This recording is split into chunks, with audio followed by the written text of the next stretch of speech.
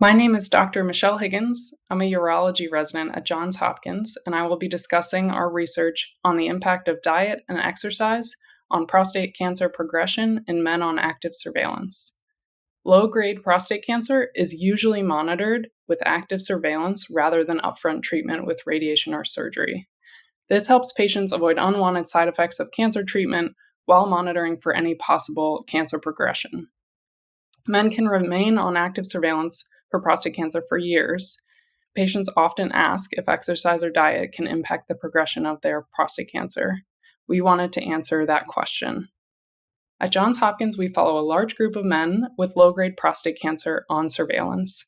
We asked these men to fill out detailed exercise and diet questionnaires when they first enrolled, starting as early as 2005. We followed these men on active surveillance for a median of 6.4 years and looked at their risk of prostate cancer progression, also known as grade reclassification. We found that a healthy diet, as defined by adherence to the USDA's Dietary Guidelines for Americans and the related Healthy Eating Index, was associated with a lower risk of prostate cancer progression. Next, we looked at exercise habits. We found that exercise did not have any association with prostate cancer progression in our group.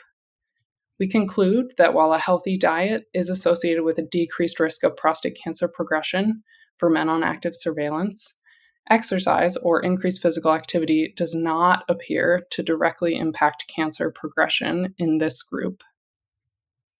Limitations of our study include using patient self-reported data, which relies on a patient's accurate reporting of their diet and physical activity.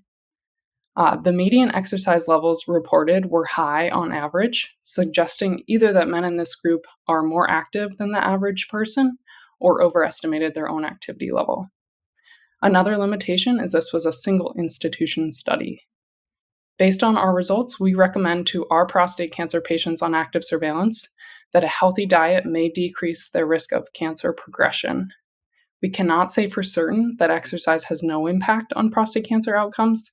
Further studies with more exact activity tracking, such as wearable activity monitors, could provide more information.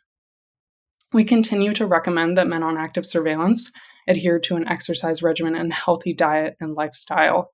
Even though we did not find a direct impact of exercise in our group, there exists much data for men in this age group that exercise helps men live longer, healthier lives. Thank you.